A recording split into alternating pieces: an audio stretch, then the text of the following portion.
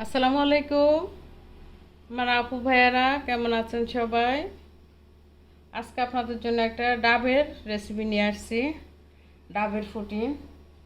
এই যে একটা ডাব, এটাকে আমি ধুয়ে নিয়েছি আর এভাবে ফুটো করে নিয়েছি।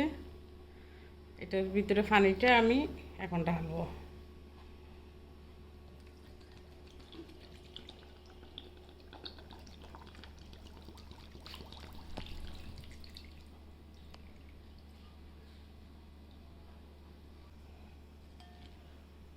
ছেঁকে নিছি, ছেঁকে নিতে হবে, নাহলে যে ভিতরে একটু ময়লা থাকে এগুলো পড়ে যাবে। এখন আমি এটাতে একটু ডাবের যে ন্যাচারাল মিষ্টি সেটা হবে না, এখানে একটু চিনি দিয়ে দিচ্ছি। আমি বেশি দিব না, 1 চামচ দিব চিনি দিব। আর এটা হলো আগার আগার পাউডার, এটা দিব। এটা 1 চামচের মতন দিব।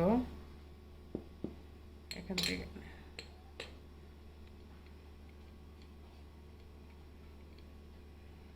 1 চামচ দিলাম। এটাকে একটু নাড়িয়ে নিই।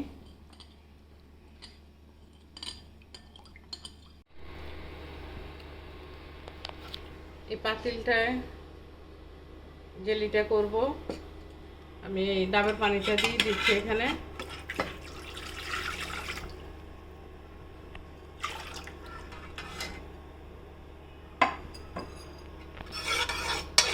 একটু গরম হোক কাপড়ে। যে আমার ডাবের পানির জেলিটা হয়ে যাচ্ছে। 1 মিনিটের মতো রান্না করছি। এখন আমি চুলাটা অফ করে দিব।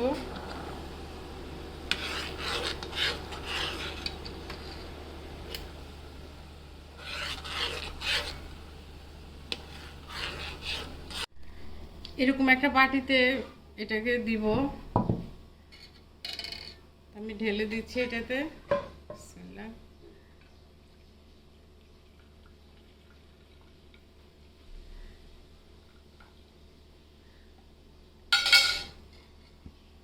আপুরা, এখন আমি এটাকে ঠান্ডা করব, করে এটাকে কিছুক্ষণের জন্য ফ্রিজে রাখবো। তারপর আবার আমি আসবো আপনাদের সাথে।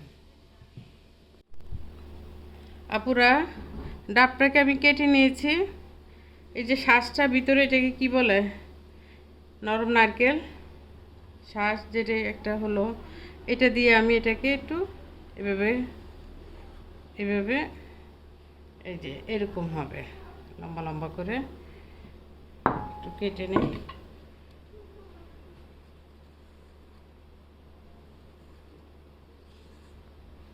আস্তে আস্তে করতে হবে, নাহলে ভিতরে এটা ময়লা যেন না উঠে, তাহলে দেখতে ভালো দেখা যাবে না।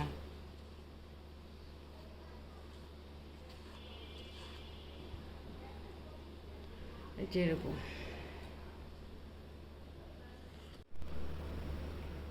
আমার জেলিটা হয়ে গেছে আপুরা, শক্ত হয়ে গেছে। এখন আমি এটাকে একটু কাটবো। বিসমিল্লাহ।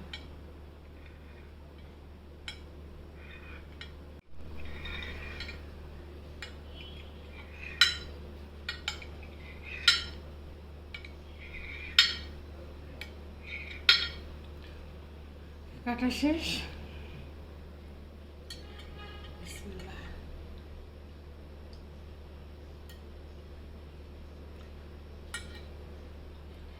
আগার আগার পাউডারটা আপনার যে কোনো জিনিসকে জমানোতে সাহায্য করে।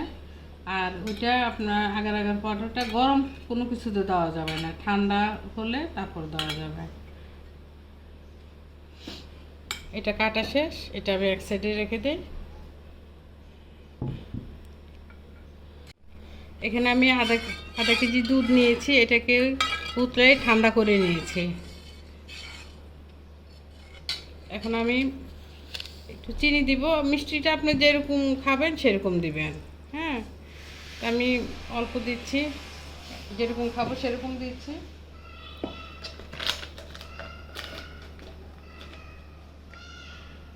1 চামচ গুঁড়া দুধ দিচ্ছি, তাহলে একটু খেতে ভালো লাগবে ঘন হলে।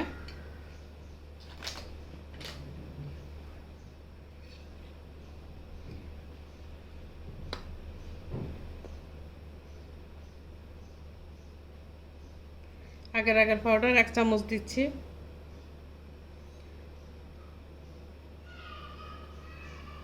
আগার আগার পাউডারটা আপনারা যে কোনো মুদি দোকানে, বড় মুদি দোকানে পাবেন। এখন এটাকে আমি মিশাবো।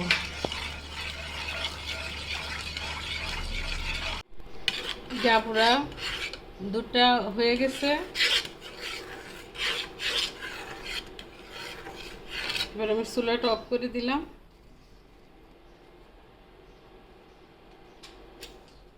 এই বাটিতে আমি সেট করব।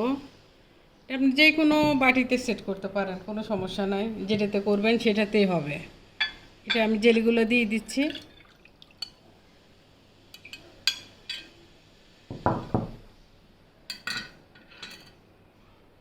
তারপরে এই যে নারকেলের শাঁসগুলা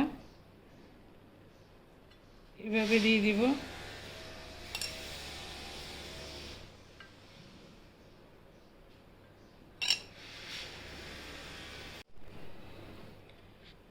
দুধটা গরম গরম দিতে হবে। বিসমিল্লাহির রহমানির রহিম।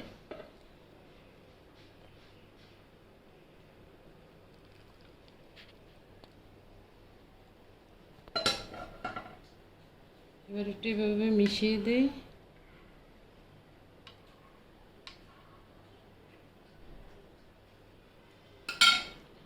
এবার এটা ঠান্ডা হবে, 30 মিনিট লাগবে ঠান্ডা হইতে। তারপরে একটু ফ্রিজে রাখবো, তারপরে আবার আসতেছি আমি। হয়ে গেছে আমার আপুরা, এই যে শক্ত হয়ে গেছে। এখন এটাকে আমি এভাবে একটু চারপাশে দিয়ে করে আলগা করে নিব।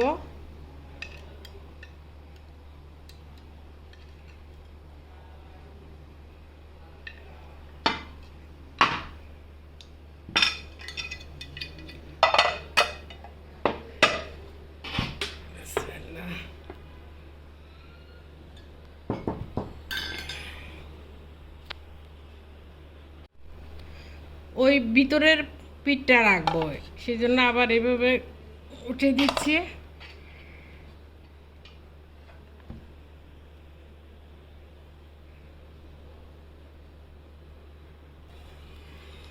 এভাবে দিয়ে দিলাম।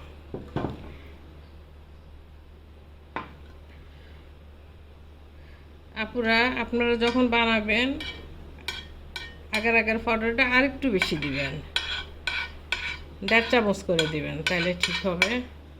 এখনও ঠিক হয়েছে, মানে আরেকটু শক্ত হইলে মানে আরেকটু ভালো হবে। তাহলে আর কি আমি কাটি, যা হবার তো হয়ে গেছে।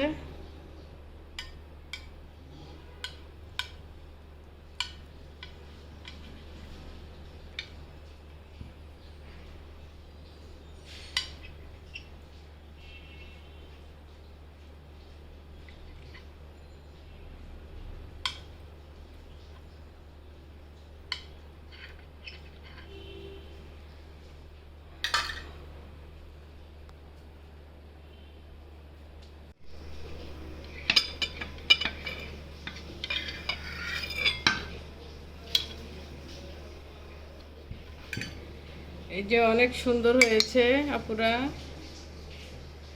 আমার কোকোনাট মিল্ক পুডিং। আরেকটু দিবেন, তাহলে আরেকটু শক্ত হবে।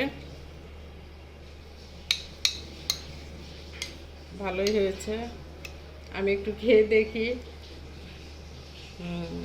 অনেক মজা। এখন যেই গরম পড়েছে, এই গরমে ঠান্ডা ঠান্ডা একদম খাবেন, কলিজা ঠান্ডা হয়ে যাবে। আর বাসার সবাইকে এভাবে বানিয়ে খাওয়াবেন। তাহলে আর কি আপুরা ভালো থাকেন, আপনারা সুস্থ থাকেন, আমার জন্য দোয়া করবেন। আল্লাহ হাফেজ।